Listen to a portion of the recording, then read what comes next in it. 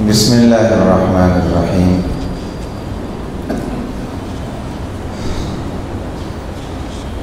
سورۃ الفاتحہ مکیہ وہی 7 آیات۔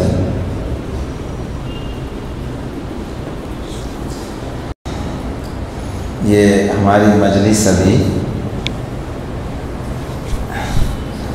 قرآن کے درس اور تفسیر کے نام سے ہے، اور برکت والی مجلس ہے۔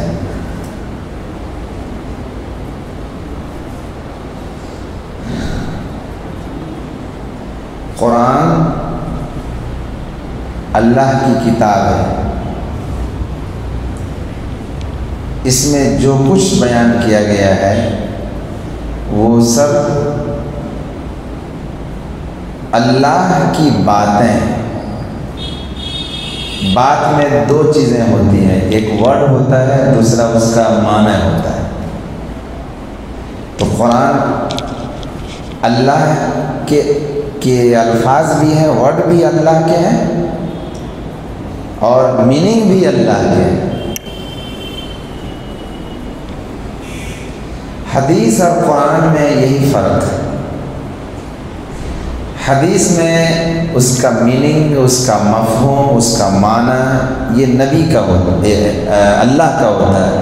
ورڈ اور الفاظ یہ نبی کے ہوتے ہیں حدیث میں۔ اور تفسیر میں یعنی قرآن کریم کے جو بھی حصے ہیں، جو صورتیں ہیں، آیتیں ہیں، تو دونوں اللہ کی جانب سے ہیں۔ ورڈ بھی اللہ کی جانب سے اور میننگ بھی اللہ کی جانب سے۔ اسی لیے اس کو تلاوت کرنے کے لیے کہا گیا ہے۔ قرآن کی تلاوت کا حکم ہے کہ آپ سمجھیں یا نہ سمجھیں، آپ کا اس کا معنی سمجھ میں آئے یا نہ آئے، چونکہ ورڈ بھی اللہ کا ہے تو اس میں بہت بڑی برکت، بہت بڑی فضیلت کی چیز ہے۔ دنیا کے اندر ہماری بات کوئی قبول کر لے تو ہمیں خوشی ہو جائے گی کہ یار ہماری بات یہ مانتا ہے۔ آگے بڑھ کر کوئی لکھے گا، الفاظ لکھے گا، کوئی آرٹیکل لکھے گا، مضمون لکھے گا، اگر کسی کا لکھا ہوا مضمون کوئی دوسرا پڑھے گا تو اس کو بہت خوشی ہوگی کہ میرا لکھا ہوا وہ پڑھتا ہے۔ تو اللہ تبارک و تعالیٰ کی بتائی بولی ہوئی بات، اللہ کا کلام اگر بندہ پڑھے گا تو اللہ کو خوشی ہوگی، اللہ خوب راضی ہوں گے، اللہ خوب خوش ہوں گے کہ بندہ میرا کلام پڑھتا ہے۔ یہ بڑی فضیلت کی چیز ہے، اس میں سمجھنے پر اسی لیے حافظوں کی فضیلت آئی کہ اس نے اللہ کے کلام کو زبانی یاد کر لیا اور محفوظ کر لیا، تو حافظوں کی بڑی فضیلت آتی ہے۔ ہمارا جو دین ہے، دین کی حفاظت اور دین کو جو بیان کیا گیا ہے اس کا 2 پارٹ ہے، ایک ہے قرآن، دوسرا ہے حدیث۔ رسول اللہ صلی اللہ علیہ وسلم نے اپنی زندگی کے آخری سالوں میں فرمایا تھا، ترکت فیکم امرین لن تضلوا ما تمسکتم بہما، میں نے تمہارے درمیان 2 باتوں کو چھوڑا ہے، 2 باتوں کو، تم جب تک ان 2 باتوں کو مضبوطی کے ساتھ تھام کر رکھو گے، پکڑ کر رکھو گے، ان کو نہیں چھوڑو گے، کبھی گمراہ نہیں ہوگے، راستے سے کبھی نہیں ہٹو گے۔ نمبر 1 کتاب اللہ، اللہ کی کتاب، اور نمبر 2 سنت رسول اللہ صلی اللہ علیہ وسلم کی سنت اور آپ کی بتائی ہوئی باتیں، یہ 2 چیز میرے دل میں کبھی سے آ رہی تھی کہ لوگوں میں اب طلب نہیں ہے، شوق ہے ہی نہیں، دین کے بارے میں شوق نہیں، تو تھوڑے تھوڑی مقدار میں چھوٹے لیول پر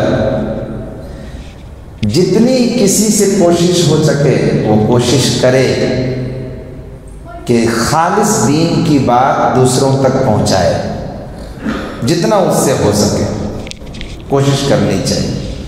کوشش میں کوئی نقصان نہیں ہے۔ قرآن میں یہ سورہ بقرہ جب شروع ہوگی نا تو اس میں 2-3 آیت کے بعد ہی 4-5 آیت کے بعد ایک آیت آئے گی، سواء علیہم اانذرتہم ام لم تنذرہم لا یؤمنون۔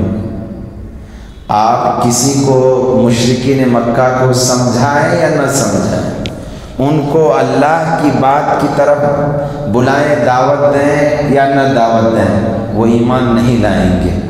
اللہ کے علم میں فکس تھا کہ اس ٹائم جو لوگ مکہ کے بڑے لوگ تھے، سماج کے بڑے لوگ مانے جاتے تھے، ان کے بارے میں قرآن نے کہا دیا کہ وہ ایمان نہیں لائیں گے، لیکن اس کے باوجود بھی رسول اللہ صلی اللہ علیہ وسلم جا کر سمجھایا کرتے تھے، پھر بھی جاتے تھے۔ کیوں؟ اسی لیے کہ وہ ایمان لائیں یا نہ لائیں، آپ جب جائیں گے تو آپ تو اپنا فرض اور سمجھا کر، دعوت دے کر، دین کی باتیں پہنچا کر، آخرت سے ان کو ڈرا کر اللہ کے یہاں اپنا مقام اور اونچا کرتے ہی رہیں گے۔ اس لیے اس میں ہمارا فائدہ ہی فائدہ ہے۔ ہاں یہ اور بات ہے کہ ہم کو اس کام کو اور بھی زیادہ تشکیل کر کے، سمجھا کر کے پھیلانے کی کوشش کرنی چاہیے، لیکن شروع ہو گیا یہ بہت اچھا ہوا۔ تو میں بتا رہا تھا قرآن اور حدیث یہ ہے کیا؟ آپ بار بار سنتے ہیں وحی، واو ہا اور یا، وحی۔ وحی کیا ہے؟ وحی خالص عربی لفظ ہے۔ وحی کے معنی آتے ہیں جلدی میں، پوشیدہ طور پر، خفیہ طور پر، چھپ کر کے کوئی بات کسی سے بتلا دینا، جلدی میں پوشیدہ طور پر چھپ کر کوئی بات کسی کو کہہ دینا، اس کو وحی کہا جاتا ہے۔ تو رسول اللہ صلی اللہ علیہ وسلم کو جو اللہ کی جانب سے باتیں بتائی جاتی تھی وہ بہت جلدی میں بھی ہوتی تھی اور ایسے طریقے پر ہوتی تھی کہ آپ کے آس پاس کے لوگوں کو نظر بھی نہیں آتا تھا کون آیا آپ کے پاس اور کیا کہہ کر چلا گیا، نظر نہیں آتا تھا۔ اسی لیے اللہ کی باتیں اللہ کی طرف سے رسول اللہ صلی اللہ علیہ وسلم کو جو بتائی گئی ہیں ان کو وحی کہا جاتا ہے، اس لیے کہ اس بات کو بتانے میں کسی کو پتہ نہیں چلتا ہے، پوشیدہ رہتی ہے بات، آپ کو معلوم ہو جاتا ہے کیا کہا گیا۔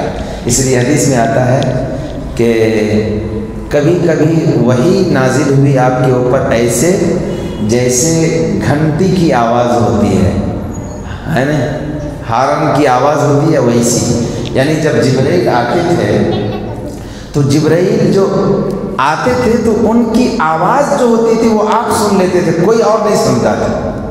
حاضر ہیں بہت سارے لوگ لیکن رسول اللہ صلی اللہ علیہ وسلم کو وہ آواز سنائی دے دیتی تھی، آپ سن لیتے تھے، دوسروں کو نہیں پتہ چلتا تھا۔ کبھی ایسا اس طرح وحی اترتی تھی کہ آپ کے دل کے اندر بات ڈال دی گئی اور آپ کو بات بتا دی گئی، آس پاس والوں کو اس کا علم نہیں ہوا کرتا تھا۔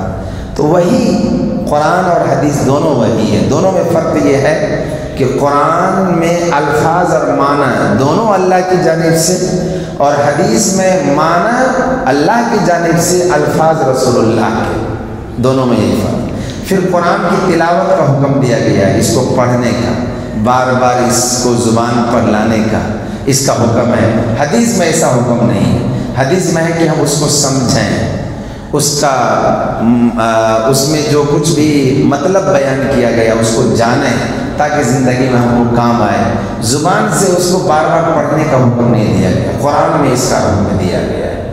تو بہرحال بزرگوں اور دوستوں، یہ تفسیر قرآن میں خاص طور پر یہ فرق رکھنا چاہیے کہ قرآن اللہ کی جانب سے وحی ہے، وحی، جب ہم اس کو پڑھیں گے تو اللہ اس سے بہت خوش ہوں گے، اور اس کی بڑی برکت ہے، میں اس کو یہاں پر ذکر کرنا نہیں چاہتا۔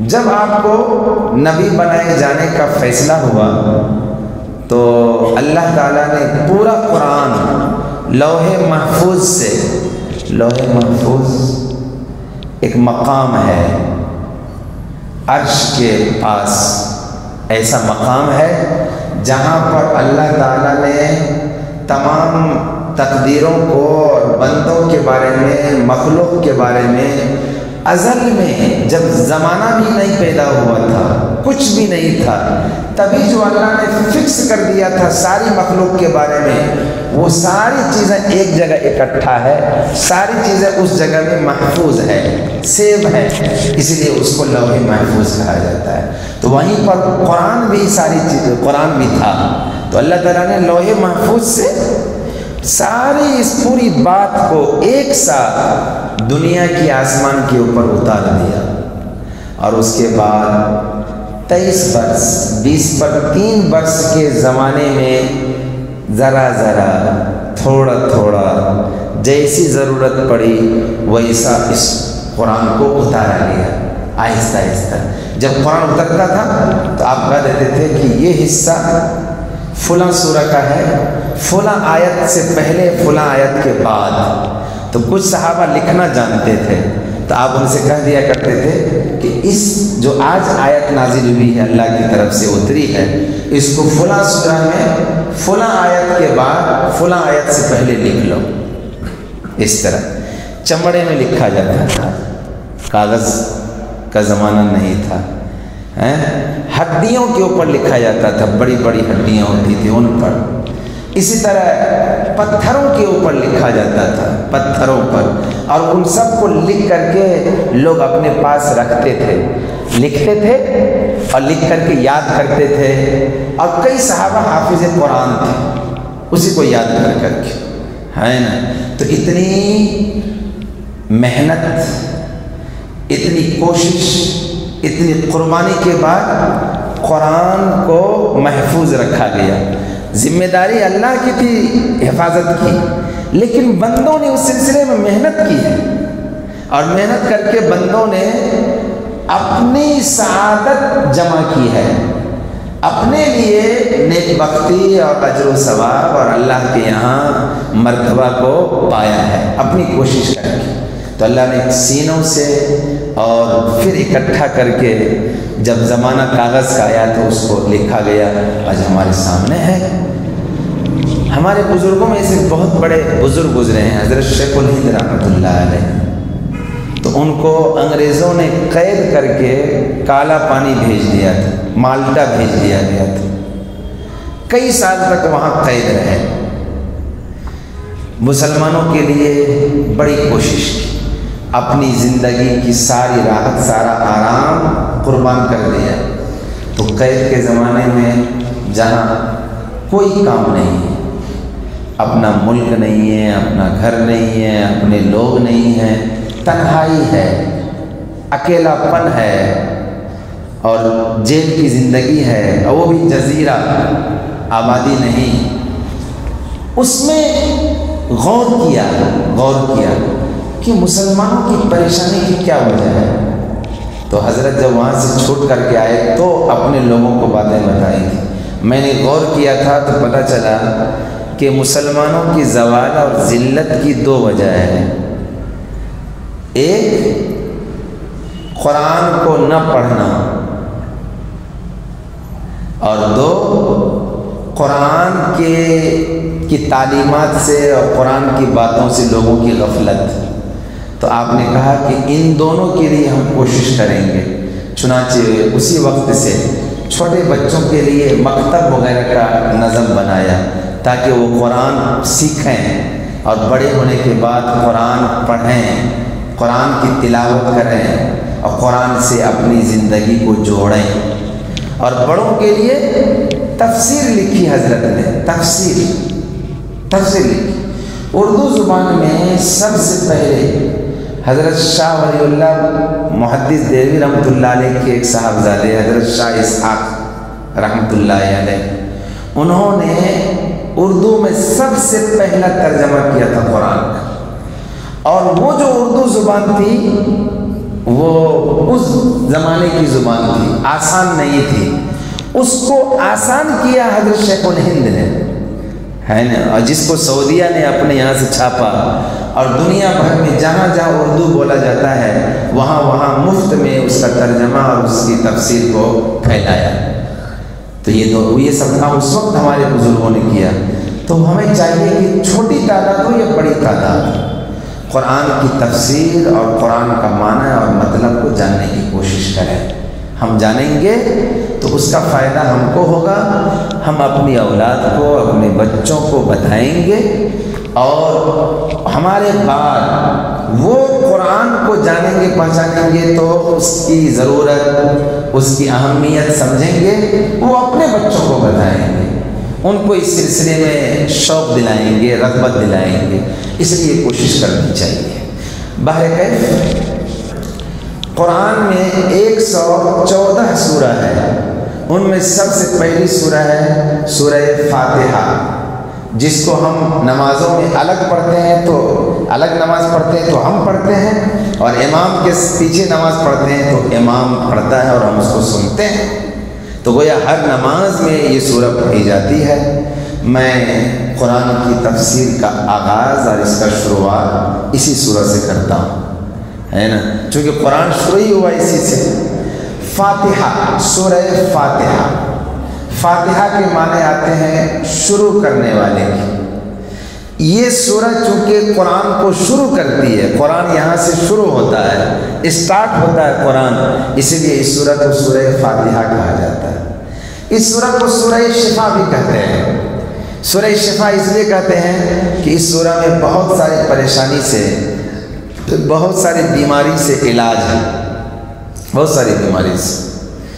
ادھر ادھر کی بات ہم نہیں بتائیں گے، حدیث شریف میں ہے، حضرت ابو سعید رضی اللہ تعالیٰ عنہ کی حدیث ہے، یہ حضرات کہیں گئے ہوئے تھے، سفر میں تھے، کھانا پینا کچھ نہیں تھا، ایک غیر مسلم بستی کے پاس سے گزرے تو ان لوگوں نے بھی کوئی مہمانی نہیں کی اور ان لوگوں کو کھانے پینے کا کچھ سامان نہیں دیا۔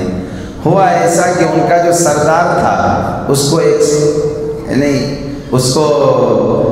بچھو نے ڈنک مار لیا تھا، بچھو کاٹ لیا تھا۔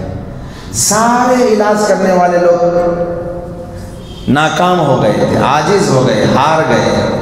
ان لوگوں کو معلوم ہوا کہ یہاں کچھ نئے لوگ ہیں، ان سے پوچھا گیا تو حضرت نے بتایا کہ ہم تو جھاڑ دیں گے مگر ہم کو کیا ملے گا اس سے، اور کیا فائدہ ہوگا ہم کو؟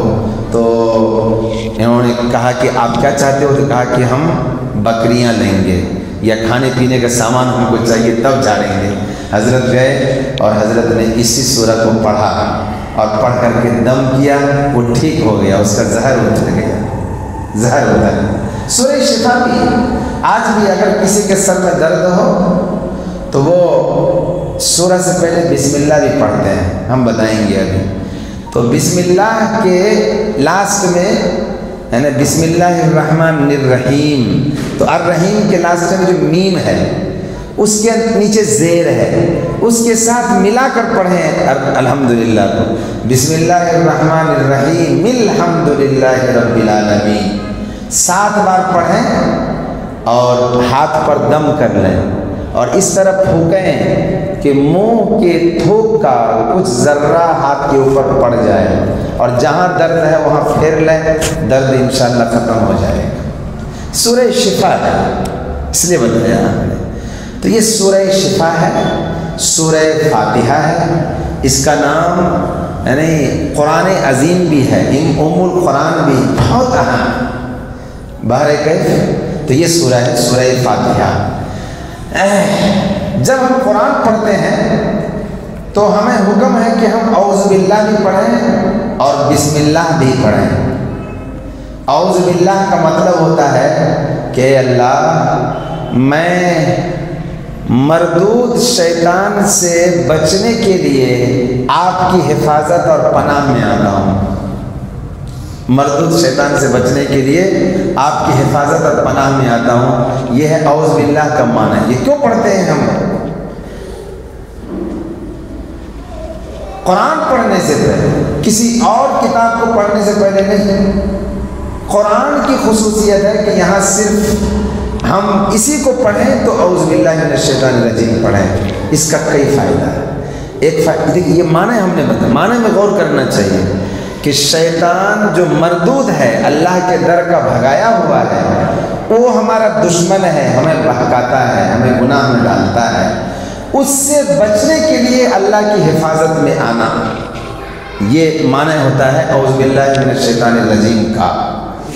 یہ ہم اس لیے پڑھتے ہیں تاکہ ہم جب قرآن پڑھیں تو شیطان ہم کو پڑھنے میں کوئی دخل نہ دے، شیطان بھگا ہوا رہے۔ دوسرا اس لیے پڑھتے ہیں تاکہ یہ معلوم ہو جائے کہ جو پڑھا جا رہا ہے وہ قرآن ہے، قرآن کو چھوڑ کر کچھ نہیں ہے۔ اس لیے کہ قرآن کی خصوصیت ہے کہ اس کو پڑھنے سے پہلے اعوذ باللہ پڑھا جاتا ہے۔ بسم اللہ بھی پڑھتے ہیں۔ بسم اللہ میں کیا ہے کہ میں اپنا یہ مبارک کام شروع کرتا ہوں اللہ کے نام سے جو بہت مہربانی کرنے والے ہیں۔ یہ اس لیے بسم اللہ پڑھتے ہیں تاکہ ہمارے دل میں اللہ کا دھیان پیدا ہو جائے، صرف اللہ کی طرف دھیان ہو۔ اور جب اللہ کی طرف دھیان ہوگا اور شیطان سے ہمارا بچاؤ ہوگا اور پھر ہم یہ کام شروع کریں گے تو اس میں بہت مزہ آئے گا، اس میں ہمارے روح کو غذا ملے گی، اس میں روحانی لیول پر ہمارا ڈیولپ ہوگا، ہم ترقی کریں گے۔ تو اعوذ باللہ اور بسم اللہ دونوں کو پڑھتے ہیں اور پھر قرآن شروع کرتے ہیں۔ دیکھیں، الحمدللہ رب العالمین الرحمن الرحیم مالک یوم الدین۔ ضروری بات آج میں بتاتا ہوں، زیادہ نہیں بتاؤں گا۔ الحمدللہ رب العالمین، تمام تعریفیں اللہ کے لیے ہیں جو تمام جہان اور دنیا کو پالنے والا ہے، اور جو بے حد مہربانی کرنے والا ہے اور بے حد نہایت رحم کرنے والا ہے۔ یہ دونوں اللہ کے لیے تین صفت بیان کی گئی، رب العالمین، رحمان اور رحیم۔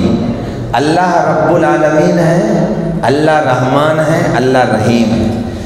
عالم کہتے ہیں جہاں پر آدمی رہتا ہے اس کو کہتے ہیں عالم۔ دنیا میں عالم بہت ہے، مخلوق اللہ کی بے انتہا ہے اور الگ الگ ٹائپ کی مخلوق ہے۔ انسان ہے، جنات ہیں، فرشتے ہیں، پرندے ہیں، درندے ہیں، جاندار ہے نہیں، اور کیڑے مکوڑے ہیں۔ زمین کی مخلوق ہے، فضا کی مخلوق ہے، سمندر کی مخلوق ہے، آسمان کی مخلوق ہے، بہت مخلوق۔ سارے مخلوق کو پالنے والے اللہ ہیں، سارے مخلوق اور سب کو۔ اچھا، انسانوں میں سے جو زندہ ہیں ان کو بھی اللہ تبارک و تعالی ضروری چیزیں فراہم کرتے ہیں، اور جو مر جاتے ہیں ان کو بھی ضروری چیزیں فراہم کرتے ہیں اور ضروری چیزیں ان کو دیتے ہیں۔ انسان جب قبر میں جاتا ہے تو آپ نے سنا ہوگا شہید ہو گئے، ولی ہوئے، اللہ کے خاص کبھی بندے ہوتے ہیں جن کو مٹی، جن کے جسم کو نہیں ہاتھ لگاتی، مٹی ان کو خراب نہیں کرتی۔ کیوں نہیں مٹی خراب کرتی ہے؟ اللہ کے حکم سے۔ مرنے کے بعد بھی اللہ نے ایسے لوگوں کے جسموں کو مٹی کے ذریعے خراب ہونے سے بچا دیا۔ تو اللہ تعالیٰ رب العالمین ہے، دنیا جہان کے پالنہار ہیں نا، تو ہم ہی کو سب کچھ دینے والی ذات اللہ کی ہے۔ میں نے اس کا مفہوم کبھی بتایا تھا، ایک آدمی ہے، چھوٹا سا جانور اس کے یہاں پیدا ہو تو چھوٹے جانور کو شروع سے اس کی دیکھ ریکھ کرے گا، نگرانی کرے گا، نگہبانی کرے گا، کب اس کو کیا چیز کی ضرورت ہے، کھانے کی ضرورت، پینے کی ضرورت، آرام راحت کی ضرورت، گرمی سردی یا موسم کی خرابیوں سے بچانے کی ضرورت، اس طرح آہستہ آہستہ پالتا ہے۔ کل جا کر کے وہ جانور بڑا ہو جاتا ہے، اس کو اس سے فائدہ پہنچتا ہے۔ تو یہ چھوٹی پرورش ہے، اللہ تعالیٰ تو پیدا کرتے ہیں اور پیدا کرنے کے بعد سے زندہ رہنے تک اور اس کے بعد تک ہر چیز اس کے لیے مہیا کرتے ہیں، انتظام کرتے ہیں۔ تو اللہ تعالیٰ عالمین کے رب ہیں، اسی لیے اس کا ترجمہ ہمارے اردو میں بھی آ گیا ہے، وہ فارسی سے ترجمہ آیا ہے پروردگار، پرورش کرنے والا، پالنے والا۔ تو اللہ تعالیٰ کے لیے پہلا لفظ استعمال ہوا رب العالمین، اللہ تعالیٰ پروردگار ہے، پالنے والا ہے، اور وہی ہے پالنے والا۔ ہمارے بچوں کو بھی، ہمیں بھی، ہمارے ماں باپ کو بھی، ہماری بیویوں کو بھی، سب کو پالنے والے وہی ہیں۔ اسی لیے اللہ ہمارے ایمان کو مضبوط بنائے۔ جب کوئی سخت ٹائم آئے، خراب کنڈیشن آئے ہمارے حساب سے، تو ہم کو بہت زیادہ گھبرانا نہیں چاہیے، اس لیے کہ ہمارے آگے پیچھے دائیں بائیں جو طاقت ہے وہ اللہ کی طاقت ہے، وہی ہمارے لیے رب ہے، پروردگار ہے۔ ہم سبب کو اختیار کریں گے اور ہمارے کام بنانے والے وہی ہوں گے، وہی پالیں گے۔ دوا میں وہی طاقت دیں گے تو ہم شفا پا جائیں گے، دوا نہیں رہے گی اسی کو پکاریں گے تو وہ چاہے گا بغیر دوا کے بھی ہم کو شفا دے سکے۔ جب پیسے ہیں ہمارے پاس تو ہم علاج کرائیں گے، علاج کرانا سنت ہے۔ نہیں ہے پیسے تو اللہ سے کہیں گے کہ اللہ ہمارے پاس پیسے نہیں ہیں، ہماری پریشانی دور کر دیجئے، تو اللہ تعالیٰ ہماری پرورش کریں گے، ہمارا کام بنائیں گے۔ رب العالمین ہے، بہت معنی کے اندر بہت گہرائی، سوچیں ذرا۔ ساری چیزیں، کھانے کی چیزوں سے پرورش کرنے والے، پینے کی چیزوں سے پرورش کرنے والے، پہننے اوڑھنے کے لباس سے پرورش کرنے والے، صحت کے ذریعے سے پرورش کرنے والے، خراب ٹائم میں دکھ اور تکلیف سے بچا کر کے پرورش کرنے والے، گرمی سردی کے موسم میں ہماری پرورش، ہر طرح سے پرورش کرنے والے۔ اچھا، پرورش بھی دو طرح کی ہوتی ہے، ایک جسم کی پرورش ہوتی ہے، ایک روح کی پرورش ہوتی ہے۔ دونوں کا لحاظ کیا جاتا ہے، جسم کی پرورش، روح کی پرورش۔ جسم کی پرورش کو تو ہر آدمی جانتا ہے، روح کی پرورش کیا ہے؟ یہ ہے روح کی پرورش۔ روح بھی بیمار پڑتا ہے، جسم سے بیمار نہیں پڑتا ہے، روح بھی بیمار پڑتا ہے۔ اب جسم بیمار پڑ جائے تو ہمارا جسم بنا ہے زمین سے، مٹی سے، اسی لیے اس کے لیے جو شفا ہے، اس کے لیے جو بیماری سے بچانے کے لیے دوا ہے، وہ زمین کی بنی ہوئی چیز ہوگی، وہی دوا ہوگی۔ اور روح آئی ہے آسمان سے، اوپر سے آئی ہے، تو اس کے لیے جو شفا کی چیز ہے اور دوا اور علاج ہے وہ آسمانی سے آیا ہے، یہ دین، یہ قرآن، یہ حدیث وہیں سے آیا ہے۔ ہماری روح بیمار پڑ جائے تو اس کا علاج قرآن کے ذریعے سے ہوگا، اس کا علاج دین اور شریعت کے ذریعے ہوگا، اس کا علاج حدیث کے ذریعے سے ہوگا۔ بیمار ہو روح اور جائیں ہم کہاں؟ ہم جائیں قبر پوجنے والوں کے پاس، ہم جائیں عاملوں کے پاس، ہم جائیں اس دربار میں، اس درگاہ میں، اس در پر، اس دروازے پر۔ یہ کیا ہے؟ بیماری ہے ہم کو آنکھ کی اور ہم جا رہے ہیں ہڈی کے ڈاکٹر کے پاس، ایسا کیسے ہوگا؟ تو جب گھروں کے اندر ہم دین نہیں رکھتے ہیں اور شیطانی حرکت کرتے ہیں تو ہمارے اندر ہماری روح بیمار ہو جاتی ہے۔ روحانی بیماری کی وجہ سے سکون نہیں ملتا، آرام نہیں ملتا، ہمارے رزق کے دروازے کو بند کر دیا جاتا ہے اور پریشانیاں کھڑی ہو جاتی ہیں، اور ہم اس درد کا چکر لگاتے ہیں، وہاں جاتے ہیں، کہتے ہیں ہمیں تعویذ دو، ہمیں جھاڑ پھونک دو، ہماری دکان شروع ہو جائے۔ نہیں، روح ہماری بیمار ہے، ہمارا دل گندا ہو گیا گناہ کر کے، ہم نے اللہ کو ناراض کیا، اللہ نے اپنی نعمتوں کو روک لیا ہمیں آزمانے کے لیے۔ دل کو صاف کریں، روح کو تندرست کریں، اس کی بیماری کو دور کریں، نماز پڑھنا شروع کریں، سنت پر عمل کریں، گناہوں کو چھوڑ دیں۔ یہ ہے ہمارا روحانی علاج۔ جب روحانی علاج ہو جائے گا تو اللہ تعالیٰ رحمت کے دروازے کو دوبارہ کھول دیں گے، ہماری بیماریاں دور ہو جائیں گی۔ تو بہرحال بزرگوں، رب العالمین اللہ تعالیٰ سارے دنیا جہان کے پروردگار ہے، الرحمن الرحیم، دونوں کے معنی آتے ہیں رحم کرنے والا، دونوں میں تھوڑا فرق ہے۔ رحمان کہتے ہیں اس کو جو سب پر مہربانی کرے، جو اس کو مانے، جو اس کی فرما برداری کرے، جو اس کو خوش رکھے اس پر بھی مہربانی کرے، اور جو اس کو ناراض کرے، جو اس کے حکم کو توڑے، جو اس کا انکار کرے، نہ مانے، اس پر بھی مہربانی کرے۔ تو اللہ رحمان بھی ہے دنیا میں، دنیا کے حساب سے اللہ رحمان ہے کہ مومن اور غیر مومن، مسلم نن مسلم سب پر مہربانی کرتا ہے۔ سارے گناہ کرتے ہیں تب بھی سب کو کھلا رہا ہے، پلا رہا ہے، نعمتیں دے رہا ہے، سب پر مہربان ہے۔ رحیم، رحیم صرف مسلمان کے ساتھ ہے، مومن کے ساتھ ہے، اور اس کا تعلق آخرت سے ہے کہ آخرت میں جو اللہ رحم کریں گے صرف مومن پر۔ اب دماغ سے وہ فکر ہی خیال چھوڑ دیجئے کہ جہنم میں لوگ مریں گے، جلیں گے، چیخیں گے، چلائیں گے، ہائے ہائے کریں گے، ترس نہیں آئے گا۔ سالوں ہزاروں سال بعد جو فرشتہ جہنم پر تعینات ہوگا اس کی چیخ پکار اور اس کی درخواست کو سنے گا، کہے گا کیا کہہ رہے ہو تم لوگ؟ تو وہ کہیں گے اپنے اللہ سے کہو کہ ہم کو ہماری جان لے لیں۔ تو وہ کہیں گے کہ تمہارے پاس نبی آیا تھا؟ تو کہیں گے ہاں، تو کیا کیا تھا تم نے؟ ہم نے نہیں مانا تھا۔ تو کہا جب اللہ تمہاری آج نہیں سنیں گے۔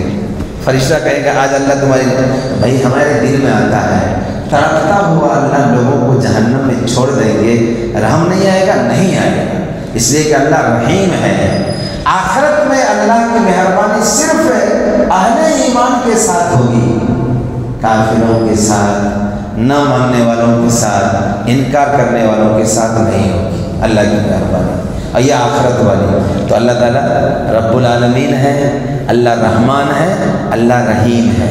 دیکھ رہے ہیں آپ، اسی لیے رحمان نام رکھنا جائز نہیں، کسی کا نام رحمان نہیں رکھ سکتے آپ اپنے بچوں میں سے، رحیم بھی نہیں رکھنا چاہیے۔ تو نام کیسے رکھیں گے؟ عبد الرحمان۔ نام کیسا رکھیں گے؟ عبد الرحیم، رحمان کا بندہ، رحیم کا بندہ۔ اس لیے کہ اگر آپ نے کسی کو کہہ دیا رحمان، اللہ اکبر، گویا کہ دنیا میں ہر ایک پر مہربانی کرنے والا، اور یہ صرف اللہ کی ذات ہے، کوئی اور نہیں۔ ٹھیک ہے؟ رحیم کے بارے میں زیادہ سے زیادہ ایک موقع پر محمد صلی اللہ علیہ وسلم کے لیے استعمال کیا گیا ہے، اس لیے کہ آپ مومنین کے لیے بہت فکر کرنے والے تھے۔ اس درجے کی فکر آج کل کوئی بندہ، کوئی امتی کر نہیں سکتا ہے، تو اسی لیے رحمان اور رحیم نام رکھنا جائز نہیں ہوگا۔ عبد الرحمان نام رکھا جائے گا، عبد الرحیم نام رکھا جائے گا۔ تو بہرحال میں یہ کہہ رہا تھا کہ تمام تعریف اس پروردگار کے لیے ہے، اس اللہ کے لیے ہے جو سارے جہان کا پالنہار ہے، اور رحمان ہے نا کے لیے جو رحمان ہے اور جو رحیم ہے، یہ تعریف کرتے ہیں۔ تعریف کسے کرتے ہیں؟ سمجھیں، تعریف کرتے ہیں کسی کے، ہے نا، کوئی مجبور نہ ہو، اپنے اختیار سے جو کوئی کسی کے ساتھ احسان کرے، اس احسان کی بنیاد پر جو اس کی خوبی اور اچھائی بیان کی جائے، اس کو کہا جاتا ہے حمد۔ تو اللہ کے لیے حمد ہے، تمام حمد اللہ کے لیے، تمام تعریفیں اللہ کے لیے۔ اب سمجھیں کیسے ہوگا بھائی؟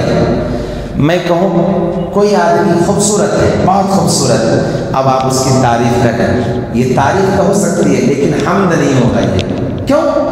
اس لیے کہ اس کی خوبصورتی اپنے اختیار سے نہیں ہے، اللہ کی دی ہوئی ہے، اس میں اس کے اختیار کا کوئی دخل نہیں ہے۔ ٹھیک ہے؟ کوئی آدمی بہت مال والا ہے، تو اس کی آپ وہ خرچ کرے اللہ کے راستے میں، مال والا ہے، تعریف کریں آپ، حمد اس کی نہیں ہوگی۔ کیوں؟ اس لیے کہ اس کے اندر جو بھی خوبی ہے اس کی اپنی نہیں ہے، اپنے اختیار والی نہیں ہے، وہ اللہ کی جانب سے دی ہوئی ہے۔ تو جو حمد ہوا کرتا ہے وہ صرف اللہ کا ہوگا، اس لیے کہ اللہ کی جانب سے جو بندوں کے اوپر احسان ہوتا ہے، انعام ہوتا ہے اور نعمت ہوا کرتی ہے، تو اختیاری احسان اور نعمت پر جو تعریف اور خوبی بیان کرتے ہیں اس کو کہا جاتا ہے حمد۔ تو حمد کا لائق، حمد کا مستحق صرف اللہ تعالیٰ، صرف اللہ تبارک و تعالیٰ ہی حمد کے لائق ہیں۔ تمام تعریفیں اللہ کے لیے۔ اس لحاظ سے اگر آپ دنیا میں دیکھیں، جو بھی اچھی چیز نظر آتی ہے اس کے پیچھے اللہ کی طاقت دکھتی ہے۔ جو بھی چیز، جو بھی خوبی، کوئی تندرست ہے بھائی، کوئی تندرست ہے تو یہ اچھی چیز ہے، آپ اس کی تعریف کر سکتے ہیں۔ کسی کو پریشانی سے چھٹکارا مل گیا، یہ اچھی چیز ہے، نہیں، اس کے پیچھے بھی اللہ کی طاقت ہے۔ اس لیے آپ جتنی بھی دعائیں حدیث میں آئی ہیں سب میں دیکھیں، جب تعریف کرتے ہیں تو اللہ کی تعریف کرتے ہیں۔ جیسے ہم نے کھانا کھایا، ہماری بھوک مٹ گئی، تو یہ خوشی اور خوبی کا موقع ہے یا نہیں؟ اچھا ٹائم ہے نا یہ، جب کھانا کھایا، ہماری بھوک مٹ گئی، ہمارے جسم میں جان پیدا ہو گئی، یہ خوبی ہے، اچھی چیز ہے۔ اس لیے یہاں پر ہم کو دعا سکھائی گئی، الحمدللہ الذی اطعمنا وسقانا وجعلنا من المسلمین۔ تمام تعریف اس اللہ کے لیے ہے جس نے ہم کو کھلایا، دعوت کی ہمارے بھائی نے، کھانا کھلایا ہمارے دوست نے، دسترخوان سجایا ہمارے جیسے ہمارے محترم نے۔ تعریف کس کی جا رہی ہے؟ اللہ کی کی جا رہی ہے۔ کیوں؟ اس لیے کہ انہوں نے جو کچھ بھی کھلایا ہے اس میں ان کا کمال نہیں ہے، اللہ کا کمال ہے۔ انہوں نے تو صرف تھوڑا سا اس کی کوشش کی ہے، لیکن ساری چیزیں لانے والے، دینے والے، کھلانے والے ہیں نا، اور اس کی طاقت دینے والے، یہ سب اللہ تعالیٰ کی ہے۔ اسی لیے ساری خوبی کس کے لیے، ساری تعریف کس کے لیے، سارا حمد کس کے لیے؟ اللہ کے لیے۔ دیکھ رہے ہیں، دیکھ رہے ہیں آپ؟ ہاں، ہم لوگ کیا ہے، گھر بنا لیں گے، گھر اچھا لگے گا، اس پر لکھیں گے ھذا من فضل ربی، ھذا من فضل ربی۔ یہی ہے صرف اللہ کا فضل۔ اللہ کا فضل صرف یہی نہیں ہے، اللہ کی نعمتیں بہت ہیں۔ اللہ نے ہم کو ایمان دیا ہے، اللہ نے ہم کو صحت تندرستی دی ہے، اللہ نے ہمیں اولاد دی ہے۔ ان کے اوپر کبھی ہم نے اللہ کی حمد کی، اللہ کا شکریہ ادا کیا؟ نئے کپڑا پہنے اس وقت بھی دعا سکھائی گئی، الحمدللہ الذی کسانی، کسانی۔ تمام تعریف اس اللہ کے لیے جس نے ہم کو جوڑا دیا، جس نے ہم کو لباس پہنایا۔ یعنی جو بھی خوشی کا ٹائم ہے، انعام کا ٹائم ہے، جس ٹائم میں آپ کو لگتا ہے کہ یہ بہت اچھا ٹائم ہے، تو اس ٹائم میں تعریف کا لائق اللہ کی ذات ہے، تعریف کا لائق اللہ کی ذات ہے۔ ہم کو کوئی اگر کولڈ ڈرنک پلا دے تو ہم کہتے ہیں تھینک یو، شکریہ، بہت اچھا بھائی، ہے نا؟ نہیں، الحمدللہ پہلے کہنا چاہیے، الحمدللہ، اس کے بعد کہنا چاہیے جزاک اللہ۔ تعریف اللہ کی، اللہ تم کو بدلہ دے بھائی۔ تعریف ہے اللہ کی کہ اللہ نے تمہارے دل میں ڈالا، اللہ نے تم کو موقع دیا کہ تم خرچ کر سکو ہمارے اوپر، اللہ نے مجھے موقع دیا کہ اس کو میں قبول کر سکوں، اس کو اپنے جسم کا حصہ بنا سکوں، اس کو یوز کر سکوں۔ تو یہ ساری چیز تعریف صرف اور صرف اللہ کے لیے، کسی کی تعریف نہیں۔ اسی لیے سوچئیے گا ذرا سا، اسی لیے حدیث میں آیا کوئی تمہارے سامنے تعریف کرے تو تم اس کے منہ میں مٹی ڈال دو۔ حدیث میں آیا تمہارے سامنے کوئی تمہاری تعریف کرے تو اس کے منہ میں مٹی ڈال دو۔ کیوں؟ اس لیے کہ کوئی جب ہماری تعریف کرتا ہے تو ہمارا نفس اندر سے خوش ہوتا ہے کہ ہم تو بہت بڑے ہیں، ہم تو بہت اچھے ہیں، ہم خوبی والے ہیں، ہم تو تعریف کے لائق ہیں، حالانکہ تعریف کا لائق صرف اللہ ہے۔ تو سامنے تعریف نہیں کرنی چاہیے۔ تو بہرحال تمام تعریف اس اللہ کے لیے ہے جو رب العالمین ہے، جو رحمان ہے، جو رحیم ہے۔ ٹھیک ہے؟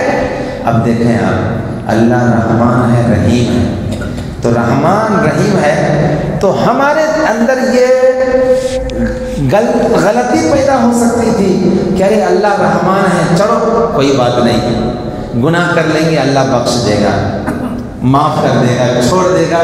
نہیں، بندہ کا کام یہ نہیں ہے۔ آگے اللہ نے کہہ دیا مالک یوم الدین، دین کہتے ہیں بدلہ کو اور یوم کہتے ہیں دن کو۔ بدلہ کے دن کا مالک ہے اللہ تعالیٰ، بدلہ کے دن کا مالک ہے۔ ایک طرف دماغ میں رہے کہ اللہ تعالیٰ رحمان ہے رحیم ہے، اور دوسری طرف یہ بھی رہے کہ اللہ بدلہ کے دن یعنی قیامت کے دن، جس دن حساب کتاب ہوگا، اس دن کا مالک اللہ ہے، اس دن کا مالک اللہ ہے۔ تو جب یہ دماغ میں رہے گا تو ہم ڈریں گے گناہ کرنے سے، ہے نہیں؟ ہم کو ہمت نہیں ہوگی اللہ کے دین کی مخالفت کرنے کی، اور ہم اس اللہ کو ناراض کرنے کی اپنے اندر ہمت نہیں پائیں۔ میں ابھی آج تک مسلم شریف پڑھا رہا تھا حدیث، تو جب اس میں مضمون آیا کہ سارے لوگ میدان محشر میں جمع ہو، اب بہت پریشانی کا وقت ہوگا، بہت پریشانی کا، یعنی آپ سوچیں کہ سارے لوگ قبروں سے ننگا اور برہنہ ہو کر کے نکلیں گے، لیکن کوئی کسی کی سطر کو نہیں دیکھ پائے گا، اتنے ڈرے ہوئے ہوں گے سب۔ کتنے ڈر کا موقع ہوگا، اتنا ڈر ہوگا کہ بڑے بڑے نبی بھی اس دن اللہ کے سامنے آنے سے اور اللہ کے سامنے ہونے سے اور بولنے سے ڈر محسوس کریں گے۔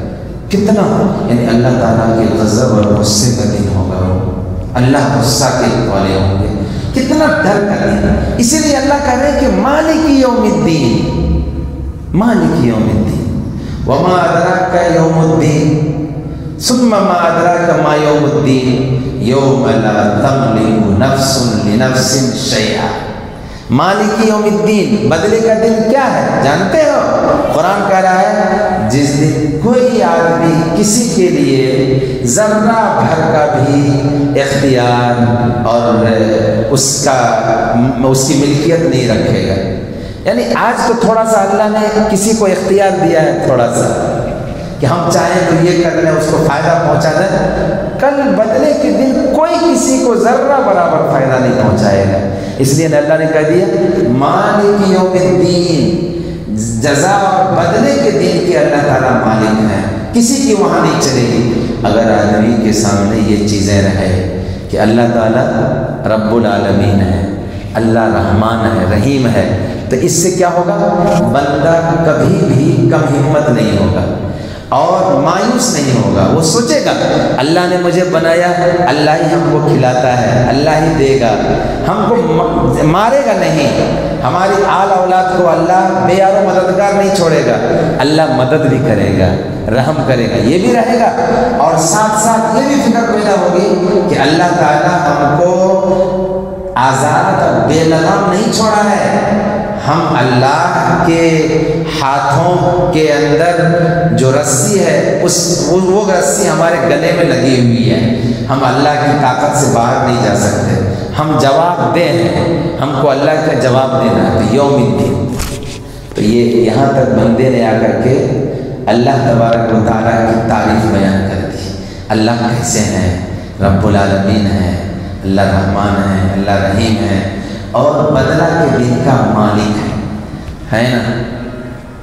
جب اتنا پاورفل ہے اللہ، تو اب بندے کو طریقہ سکھایا گیا ہے کہ اللہ کے یہاں اپنی ضرورت کی درخواست کیسے دو۔ بھائی کسی انسان کے دربار میں ہم جائیں تو پہلے دنیا میں کیا رواج ہے، دنیا والے یوں کریں گے، ہمارے طرح والے ہوتا نا اس کو یوں ہاتھ جوڑیں گے، بعض لوگ ہاتھ سر جھکا دیں گے یوں، یہ تعظیم کرتے ہیں، اس طرح تعظیم کرتے ہیں نا، اور دنیا والے مختلف دنیا کا طریقہ ہے، کبھی یوں سلامی دی جاتی ہے، احترام اور تعظیم کا وہ انداز ہے۔ یہاں کچھ نہیں، اللہ کے دربار میں آ کر کے اللہ کے دربار میں درخواست پیش کرنے کا طریقہ یہ ہے کہ کہیں الحمدللہ رب العالمین الرحمن الرحیم مالک یوم الدین، یہ طریقہ ادا ہو گیا۔ اب آپ اپنی درخواست پیش کیجیے، بندہ درخواست پیش کرتا ہے، کہتا ہے ایاک نعبد و ایاک نستعین، ہم آپ کی ہی عبادت کرتے ہیں اور آپ ہی سے مدد چاہتے ہیں، ہے نا۔ عبادت کسے کہتے ہیں؟ عبادت کہتے ہیں سب سے لاسٹ درجے میں کسی کو بڑا سمجھنا اور لاسٹ درجے میں اپنے آپ کو کمزور اور لاچار اور مجبور سمجھنا۔ تو اپنے کو سب سے بڑا لاچار سمجھ کر کسی ذات کو سب سے بڑا فائدہ پہنچانے والا، سب سے زیادہ کام آنے والا جان کر اس کے سامنے اپنے آپ کو سرنڈر کر دینا، اسی کا نام ہے عبادت۔ عبادت اس کو کہتے ہیں عبادت۔ تو عبادت جو کرنی ہے وہ صرف اللہ کی کرنی ہے۔ اس میں منع ہے کہ شرک نہ کریں، شرک نہیں کرنا۔ اس میں یہ بیان ہے کہ شرک نہ کریں، اس لیے کہ جو آدمی صرف اللہ کی عبادت کرے گا وہ شرک نہیں کر سکتا ہے۔ مکہ کے لوگ وہ بھی مانتے تھے کہ اللہ ہی نے ہم کو پیدا کیا ہے۔ دیکھیں ذرا، وہ مانتے تھے کہ ہم کو پیدا کرنے والے اللہ ہے، وہ مانتے تھے کہ ساری دنیا کو اللہ نے بنایا، لیکن وہ کہتے تھے کہ اللہ کی بھی عبادت کر سکتے ہیں، اللہ کے علاوہ دوسرے کی بھی عبادت کر سکتے ہیں۔ تو وہ مشرک ہو گئے، وہ مومن نہیں ہوئے۔ آج لوگ افسوس ہے کہ مومن ہونے کے باوجود بھی مشرکین کے طریقے پر ہے کہ اللہ کی بھی عبادت کرتے ہیں اور دوسرے کی بھی عبادت کر لیتے ہیں۔ تو ہم کو صرف اللہ کی عبادت کرنی چاہیے۔ ایک اس میں یہ ہے وَإِيَّاكَ نَسْتَعِينُ، اے اللہ ہم آپ ہی سے مدد چاہتے ہیں۔ اس میں یہ مضمون بیان کیا گیا ہے ہم کو اپنی طاقت پر بھروسہ نہیں کرنا چاہیے، اپنی صلاحیت پر بھروسہ نہیں کرنا چاہیے۔ ہر کام میں ہم سے جتنا ہو سکے کوشش کرنے کے بعد نتیجہ اور رزلٹ کے لیے اللہ کی مدد مانگنی چاہیے۔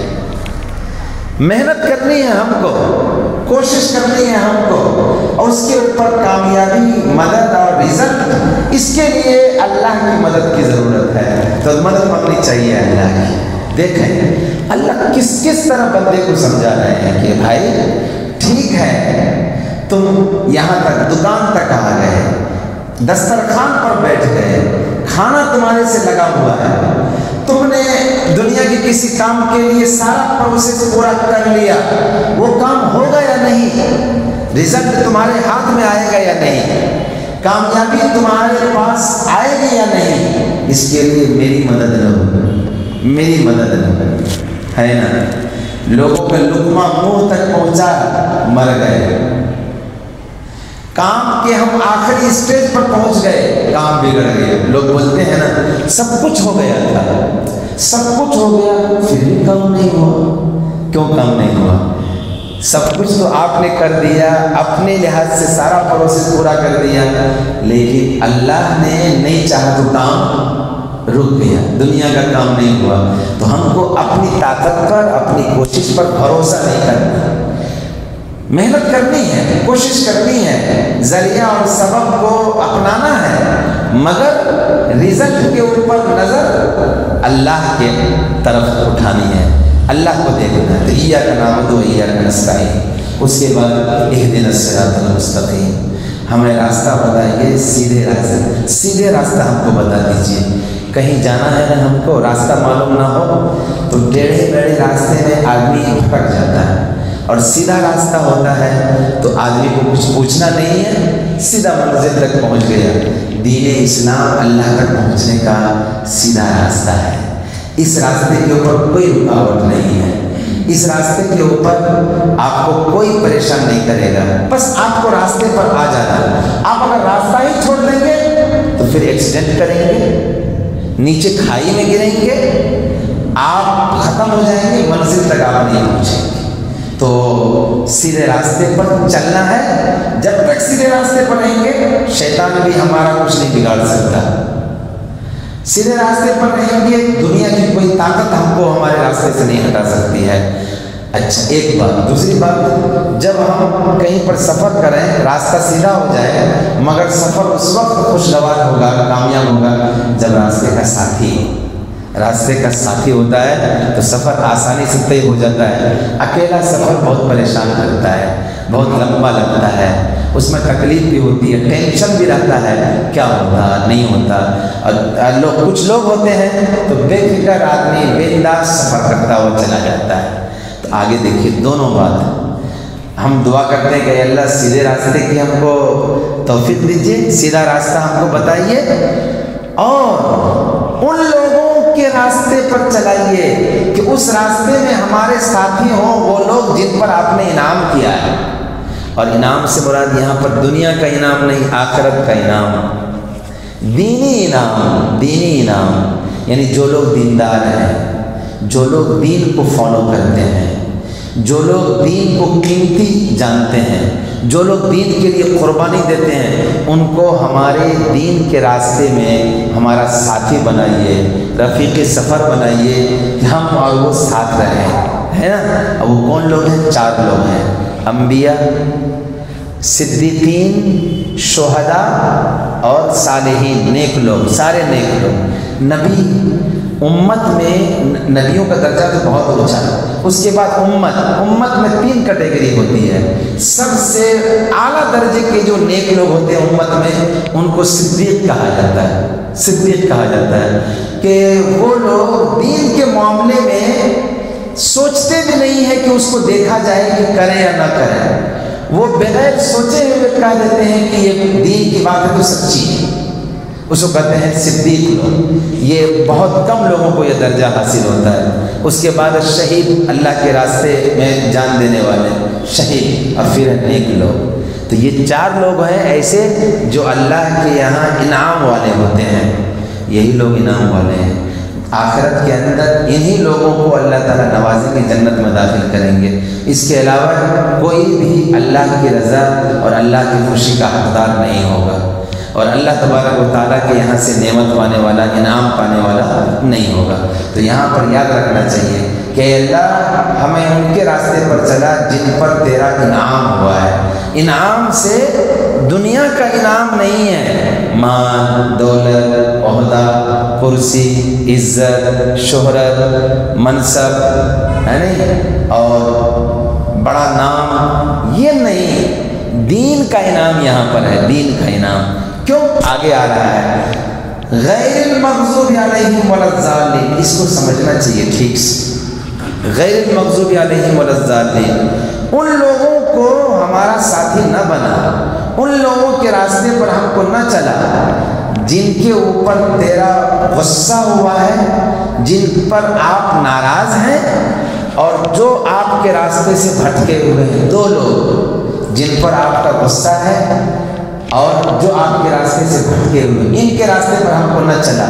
دونوں آدمی کو سمجھ لیجیے اچھی طرح، میں بالکل صاف ستھرے لفظوں میں آپ کو بتا رہا ہوں۔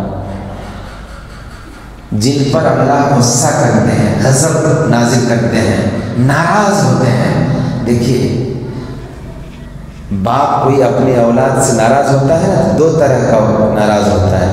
کبھی ایسا ہوتا ہے کہ بس ہے نا اس سے ناراض ہو کے نظر سے گرا دیا، اب کوئی جب زیادہ ناراض ہوتا ہے تو اس کو گھر میں رہنے نہیں دیتا، اس کے اوپر غصہ ہو جاتا ہے، اس کو مارتا ہے، اس کو تکلیفیں دیتا ہے، سمجھے نہیں؟ تو غصہ ہونا، ناراض ہونا کئی طرح کا ہوتا ہے، 2 طرح۔ یہاں پر مطلب یہ ہے، ایک تو وہ آدمی ہے جس نے حق کے لیے کوئی محنت اور حق کو تلاش کرنے کے لیے کوئی کوشش نہیں کی، تحقیق نہیں کی، ایک آدمی وہ ہے، اس سے بھی اللہ ناراض ہے۔ سوچے، سمجھیں بات کو، جو آدمی اللہ کے دین، اللہ کے جائز ناجائز، اللہ کی خوشی اور ناخوشی، اس کو جاننے کے لیے تحقیق نہ کرے، کوشش نہ کرے، یہ اس سے بھی اللہ ناراض ہے۔ اور جو تحقیق کر لے کہ کس میں اللہ راضی ہوتا ہے اور کس میں اللہ ناراض ہوتا ہے، کون حق ہے اور کون ناحق ہے، کون صحیح ہے کون غلط ہے، اس کو معلوم کر لے، تحقیق کر لے، لیکن اس کے اوپر عمل نہ کرے، اس پہ بھی ناراض ہوتا ہے۔ لیکن تحقیق کرنے کے بعد بھی عمل نہ کرے تو یہ آدمی وہ ہے جس کے اوپر اللہ کا غصہ ہے۔ اور اگر تحقیقی نہ کرے تو یہ آدمی وہ ہے کہ اس سے اللہ ناراض ہے، یہ گمراہ ہے، راستہ سے بھٹکا ہوا ہے، لیکن پہلے سے کم درجے کا ہے۔ تو ہم کو اللہ دونوں میں سے کسی میں شامل نہ کرے۔ تو کسی میں شامل کب نہیں ہوں گے ہم؟ جبکہ ہم دین کے لیے کوشش، محنت اور تلاش بھی کریں گے، اور دین کو تلاش کرنے کے بعد، تحقیق کرنے کے بعد اس پر عمل بھی کریں گے، تب ہمارا انعام والے اللہ کے بندوں کے ساتھ حشر ہوگا اور ان کے راستے پر ہم مانے جائیں گے، ہے نا۔ اور اگر ہم نے دین کو حاصل ہی نہیں کیا یا حاصل کر لیا اور عمل نہیں کیا تو یہ دونوں راستہ وہ ہے جس پر اللہ تعالیٰ کوئی انعام نہیں کرتے ہیں، اللہ راضی نہیں ہوتے ہیں، خوش نہیں ہوتے ہیں۔ بہرحال بزرگوں دوستوں، وقت بھی زیادہ ہو گیا ہے اور سورہ بھی ہماری پوری ہو گئی ہے۔ یہ پہلی سورہ ہے، نماز میں آپ پڑھیں تو اسی معنی کو، مضمون کو دھیان میں رکھ کر کے پڑھیں گے تو انشاءاللہ ہماری نماز اچھی خوش و خضوع کے ساتھ ہوا کرے گی، خوش و خضوع کے ساتھ۔ اس میں سب سے پہلے بتایا گیا کہ اللہ کی طاقت کے اوپر ہماری نظر ہو۔ جب اللہ ہی سب سے بڑے طاقت والے ہیں تو اسی سے ہم اپنی زندگی میں مدد مانگیں، اسی کی عبادت کریں، اسی سے ہمارا تعلق ہو، ہر حالت میں اسی سے جڑ کر کے رہیں اور دنیا میں انسانوں میں سے اس کو اپنا ساتھی بنائیں جو دین کو فالو کرنے والا ہو، جو دین کو ترجیح دینے والا ہو، جو دین کے لیے کوشش اور محنت کرنے والا ہو۔ بہرحال یہ سورہ فاتحہ ہے، اللہ تعالیٰ اس کی برکت سے ہم سب کو مالا مال فرمائے اور آگے انشاءاللہ اتنا نہیں تھوڑا تھوڑا بتائیں گے آگے کے حصے میں تاکہ ہم کو مضمون تھوڑا تھوڑا آتا رہے۔ اللہ تعالیٰ ہماری اس مجلس کو، نشست کو قبول فرمائے۔ اللہم صلی علی محمد وعلی آل محمد کما صلیت علی ابراہیم وعلی آل ابراہیم انک حمید مجید۔ اللہم بارک علی محمد وعلی آل محمد کما بارکت علی ابراہیم وعلی آل ابراہیم انک حمید مجید۔ اے اللہ، ہم نے آپ کی توفیق سے اے اللہ ہواؤں کے طوفان میں ایک چھوٹی سی چراغ جلانے کی کوشش کی ہے۔ اے اللہ اس چراغ کو روشن رکھیے، اے اللہ اس چراغ کو روشنی کا ذریعہ بنائیے، اے اللہ اس سے فیض اٹھانے کی ہم سب کو توفیق عطا فرمائیے۔ اے اللہ اس کی بنیاد پر آپ ہم سے راضی ہو جائیں گے۔ اے اللہ اس کے ذریعے سے ہمارے نوجوانوں، ہمارے دوستوں اور ایمانی بھائیوں کو اپنا دین اور اپنے راستے سے جوڑنے کا اس کو ذریعہ اور بہانہ بنائیے۔ اے اللہ اس کو قبول کر لیجئے، اے اللہ اس میں اے اللہ ہمیشگی عطا فرمائیے، پابندی کی توفیق دیجیے۔ اے اللہ ہفتہ واری جو ہم نے یہ مجلس منعقد کی ہے اس کو برکت کا ذریعہ بنائیے، خیر کا ذریعہ بنائیے۔ اے اللہ ہماری نیتوں کو درست رکھیے، اے اللہ ہمارے لیے اس کو آخرت میں اپنی رضا کا سبب بنا لیجیے اور یہاں سے دین اور علم کے نور کے پھیلنے کا اے اللہ اس کو سبب بنا دیجیے۔ اے اللہ جو غلطی ہوئی ہے معاف فرمائیے اور جو اے اللہ حسن اخلاص کے ساتھ جو بھی کوشش کی گئی ہے اس کو قبول کر لیجیے۔ شرکت کرنے والوں کو اے اللہ دنیا اور دین کی بھلائی اور خوبی عطا فرمائیے۔ اے اللہ ان سب سے راضی ہو جائیے، ان کی پریشانیوں کو دور کر دیجیے، اے اللہ ان کے مسائل کو حل فرما دیجیے۔ اے اللہ ہماری اس محنت کو اے اللہ اپنی بارگاہ میں شرف قبول بخش دیجیے۔ صلی اللہ تعالیٰ علیہ خیر خلق محمد و آلہ وصحبہ اجمعین برحمتہ۔